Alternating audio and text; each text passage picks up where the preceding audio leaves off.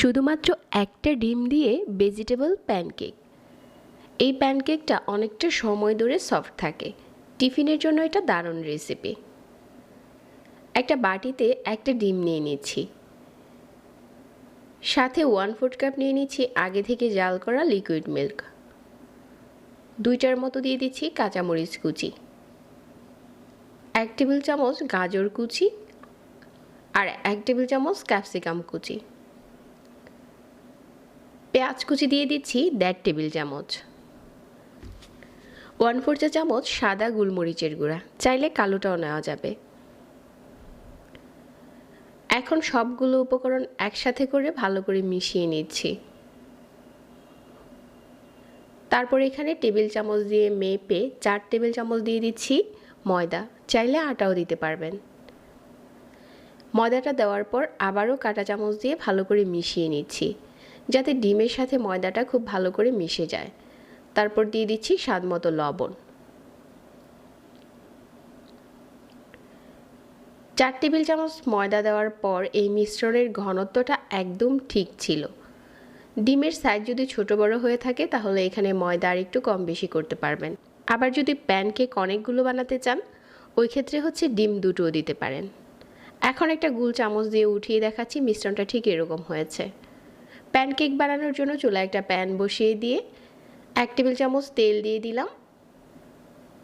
আর এরকম গোল চামচ দিয়ে 3টার মতো একসাথেই দেওয়া যাবে। আর এটা আপনাকে ঢাকনা দিয়ে ঢাকতে হবে না, কয়েক সেকেন্ড পরেই দেখা যাবে যে একটা পাশ কুক হয়ে গেছে। তারপর এভাবে করে শুধু উল্টে দিচ্ছি। চাইলে কিন্তু এই প্যানকেকে চিজ, সস এগুলো অ্যাড করা যাবে। চিজ যদি আপনার হাতের কাছে থাকে সাথে চিজ দিয়ে দিতে পারেন। এভাবে করে উল্টে পাল্টে দুটো পাশকেই খুব ভালো করে কুক করে নিয়েছি। তো এর থেকে বেশি আর কুক করার দরকার নেই, এটা এখন আমি উঠিয়ে নিচ্ছি। এই প্যানকেকটা অনেকটা সময় ধরে সফট থাকে। একইভাবে সবগুলো প্যানকেক বানিয়ে নিচ্ছি। আর এগুলো পাতলা করে বানালে খেতে বেশি টেস্টি হয়। আর এমন টাইপের সবজিগুলো নিতে হবে যেগুলো খুব তাড়াতাড়ি কুক হয়ে যায়।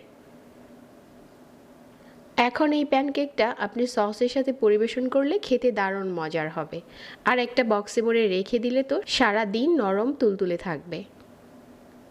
সাথে কিন্তু সবজি, ডিম সব কিছুই আছে।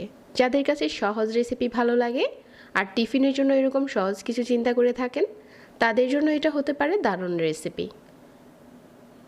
এখন চলুন একটা প্যানকেক ভেঙে শেয়ার করি এটা কতটা সফট হয়েছে। এরকম সহজ রেসিপিগুলো ভালো লাগলে প্রতিনিয়ত নতুন রেসিপি পেতে পেজ ফলো করে রাখবেন আর সেই সাথে আমাদের চ্যানেলটা সাবস্ক্রাইব করবেন। সবাই অনেক ভালো থাকবেন। আজকে এখানে বিদায় নিচ্ছি। আল্লাহ হাফেজ।